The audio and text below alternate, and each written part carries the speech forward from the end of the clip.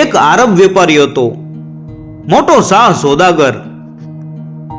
હિંદ અને ચીનના કાંઠા ઉપર એના અનેક વહાણો ચાલતા.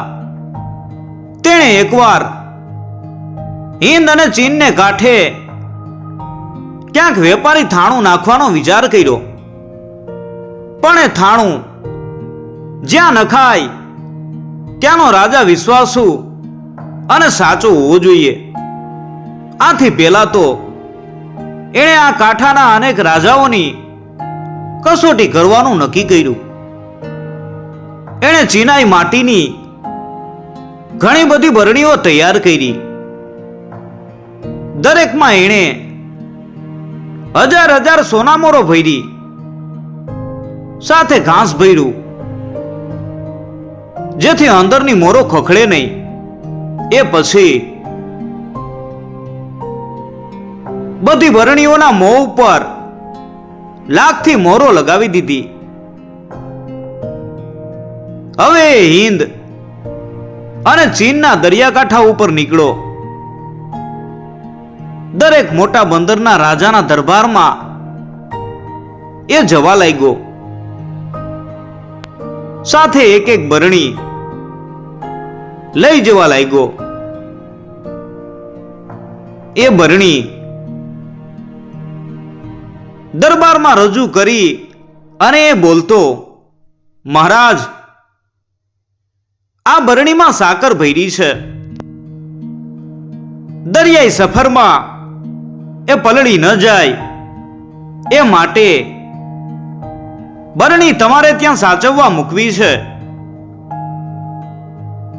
આપ સાચવશો? રાજા જો હા પાડે તો આરબ વેપારી એની પાસે રસીદ લખાવી લેતો કે આરબ વેપારીની સાકર ભરેલી બરણી સાચવવા માટે મળી છે. એ માગે ત્યારે જેમની તેમ પાછી આપવાની છે. આવી રીતે 20-25 રાજાઓને આરબ વેપારીએ બરણીઓ સોંપી. હવે એ રાજાઓમાંથી એક સિવાયના બધા રાજાઓએ બરણીઓ ખોલી નાખી. અંદરની હજાર હજાર સોનામોરો કાઢી લીધી. બરણીઓ સાકરથી ભરી દીધી. વર્ષ દિવસ પછી આરબ વેપારી પાછો આવ્યો. રાજાઓએ તેની પાસે પેલી રસીદ માંગી. એ રસીદ મુજબ સાકર ભરેલી બરણીઓ વેપારીને આપી દીધી. આરબ સોદાગર એ લોકોને કશું કહી પણ ન શકે, કારણ કે રસીદમાં સાકર ભરેલી બરણીની વાત લખેલી હતી. પણ એક ગામેથી સોદાગરને અકબંધ બરણી મળી. પૂરેપૂરી સોનામોરો ભરેલી બરણી મળી. એ હતો કોડીકોડનો દરબાર. જામોરીન કહેવાતા ત્યાંના રાજાએ આરબની અનામત અકબંધ રાખી હતી. એકમાત્ર એ રાજા પ્રામાણિક હતો. આરબ સોદાગરે ત્યાં વેપારી થાણું નાખ્યું. એ પછી 1,500 વર્ષ સુધી આ સંબંધ સતત વધતો રહ્યો. મલબાર કિનારાનું એક ગામ છે. ત્યાં ભટ્ટાતીરી નામનો એક બ્રાહ્મણ રહે છે. એ ખૂબ ગરીબ છે. એનું દરિયાકાંઠાનું ઘર સાવ ઝૂંપડા જેવું છે. ઘર શું, એને ઝૂંપડું જ કહેવું પડે. ભટ્ટાતીરી મહારાજ એક પરોઢિયે સમુદ્ર સ્નાન કરવા ગયા હતા. એ જ વખતે ત્યાં એક નાનકડી હોડી કાંઠા ઉપર આવી. હોડીમાં એક જ મુસાફર હતો. એ લથડિયા ખાતો ખાતો હોડીમાંથી ઉતરો. એણે ભટ્ટાતીરીને નમન કર્યું, પછી કહ્યું, ભાઈ સાહેબ, 10 દિવસથી દરિયામાં ભટકું છું. 10 દિવસથી ભૂખ્યો છું. કઈ ખાવાનું આપશો? બ્રાહ્મણ કહે, જરૂર આપીશ ભાઈ, ચાલો મારા ઘેર. બ્રાહ્મણે મુસાફરને નજીકથી જોયો. એ કોઈ ચીનો હતો. બ્રાહ્મણે એને ટેકો આપ્યો. દોરીને એને ઘેર લઈ ગયો. ગરમ પાણીએ એના હાથ પગ ધોવડાવ્યા. એટલી વારમાં બ્રાહ્મણીએ ચોખાની ખીર બનાવી નાખી. ગરીબ બ્રાહ્મણના ઘરમાં બીજું તો કશું હતું નહીં. બ્રાહ્મણે ચીનાને આ ખીર જમાડી. 10 દિવસના ભૂખા મુસાફરને એનાથી ભારે રાહત થઈ.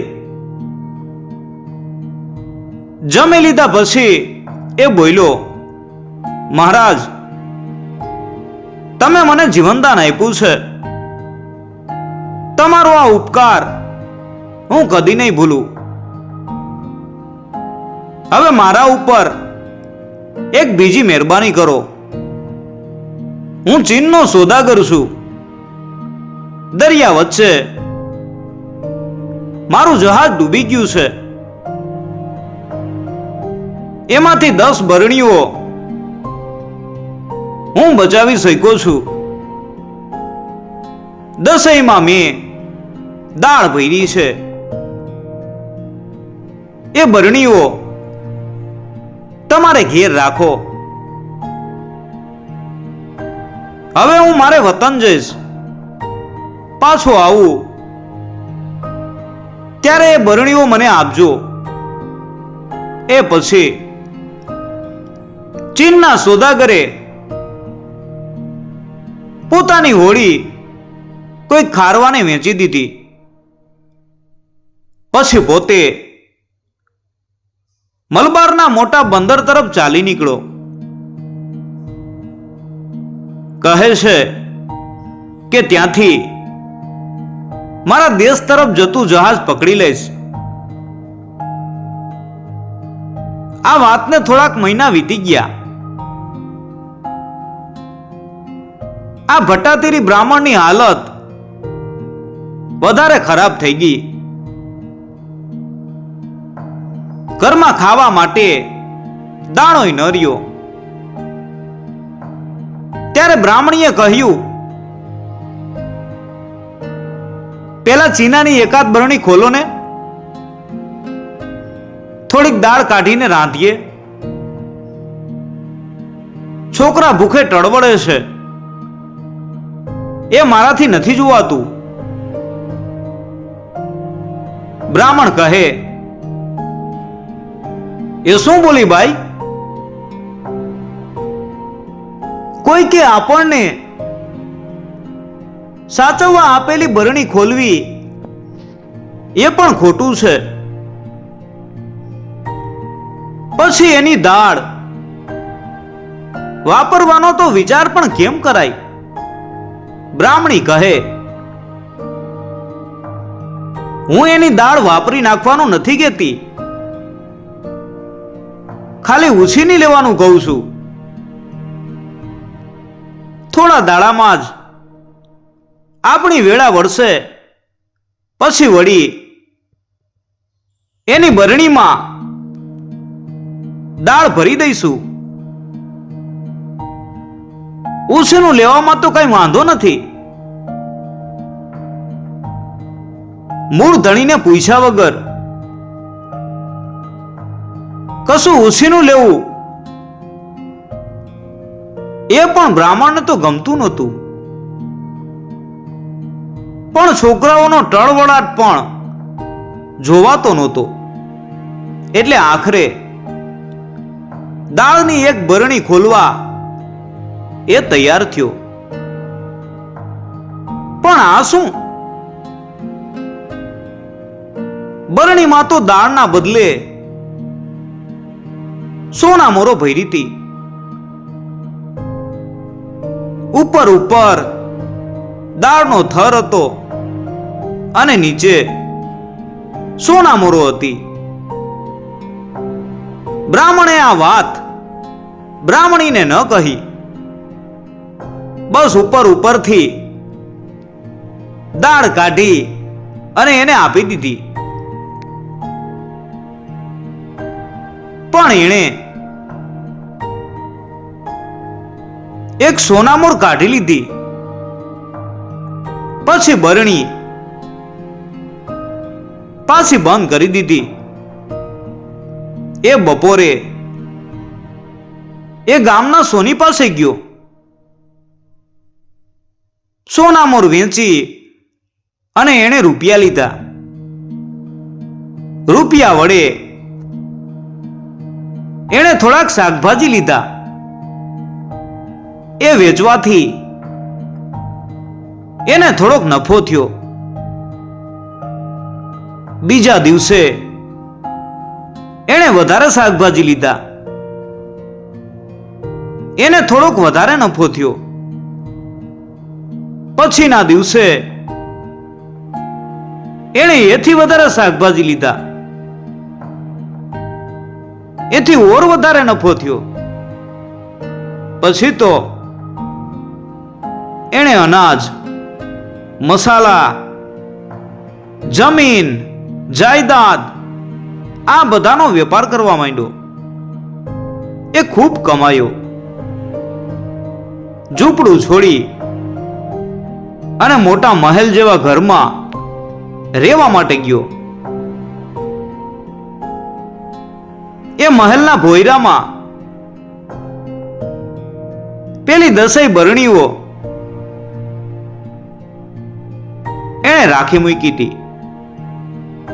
વળી બાજુમાં બીજી 10 બરણીઓ પણ એણે મૂકી. એક વર્ષે તે એક નવી બરણીમાં સોનામોરો ભરતો. પોતાની અડધી બચત એ આ બરણી ભરવામાં વાપરતો.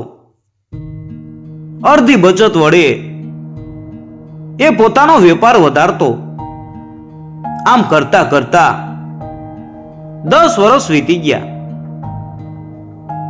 10 વર્ષ પછી ભટ્ટાતીરી બ્રાહ્મણને એક સમાચાર મળ્યા. કોઈકે કહ્યું કે એક ચીની સોદાગરનું જહાજ આપણા નજીકના બંદરે લાંગર્યું છે.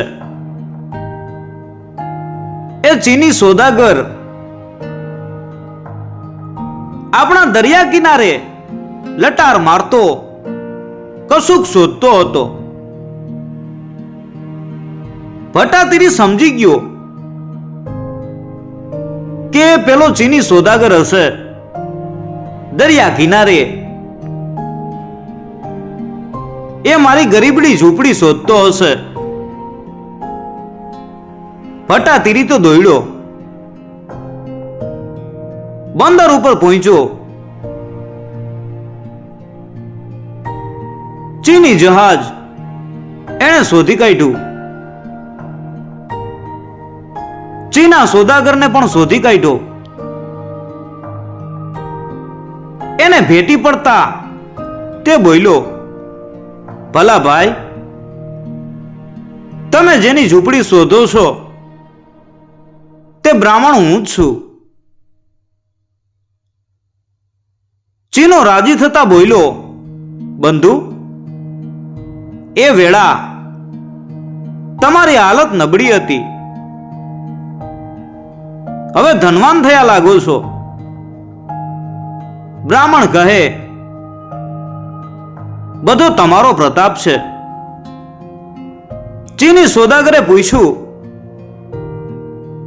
મારો પ્રતાપ કેવી રીતે? બ્રાહ્મણ કહે, મારી હવેલીએ જમવા પધારો, બધી વાત કરું છું. આમ ભટ્ટાતીરી ફરીવાર ચીની સોદાગરને પોતાને ઘેર જમવા તેડી ગયા.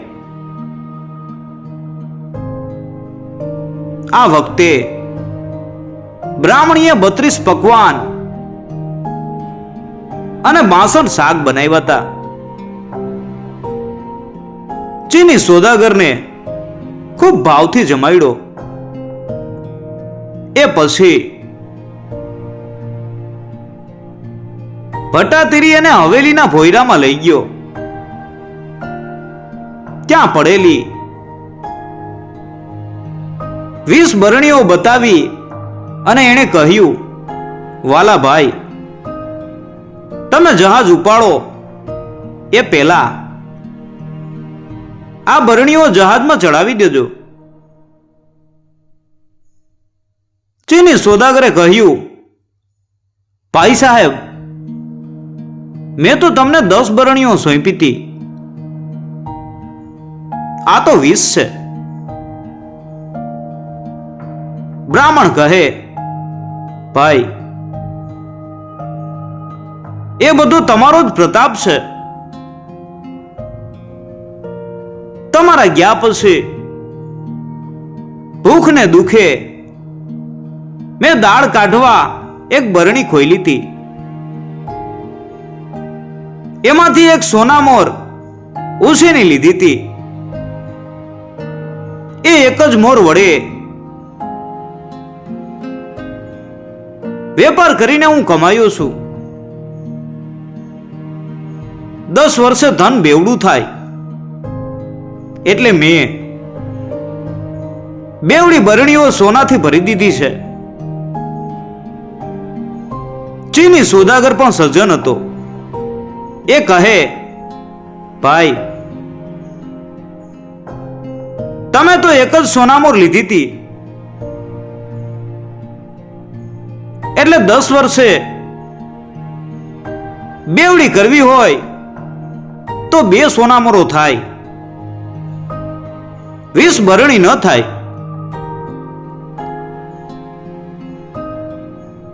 ત્યારે ભટ્ટાતીરીએ કહ્યું, ભાઈ,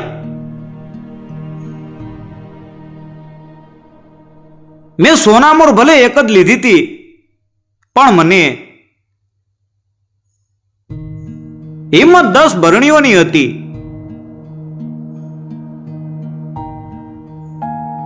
વેપારમાં મારે મૂડી જોઈશે તો 10 બરણી ભરી અને મોરો છે, એવી મને હિંમત રહેતી હતી, એટલે જ આટલું કમાયું છું. માટે મહેરબાની કરી અને વિષય બરણીઓનો સ્વીકાર કરજો.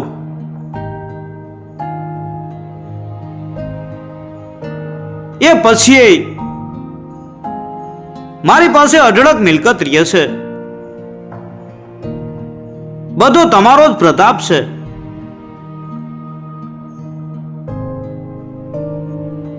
બ્રાહ્મણે આટલો બધો આગ્રહ કર્યો એટલે ચીની સોદાગર વધારે બોલી શક્યો નહીં. એ પછી કેટલાક દિવસે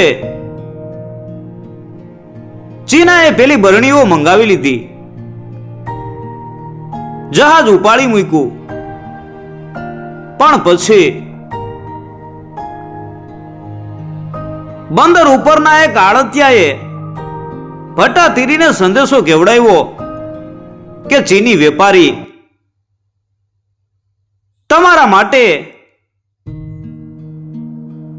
10 બરણીઓ મારી વખારમાં મૂકતો ગયો છે, મંગાવી લેજો. ભટ્ટાતીરીએ બરણીઓ મંગાવી. દસઈમાં સોનામોરો અકબંધ ભરી હતી. ખાલી એક બરણીમાં એક ચિઠ્ઠી હતી. એમાં ચીની સોદાગરે લખ્યું હતું, ભાઈ, તમે મારી એક સોનામોરને બદલે 10 બરણી સોનું આપો છો. એ તમારી ઉદારતા છે.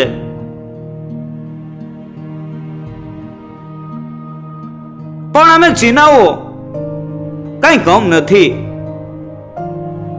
તમે ખીર ખવડાવી અને મને મરતો બચાવ્યો તો. આ 10 બરણી તો એ ઉપકાર આગળ કાંઈ નથી.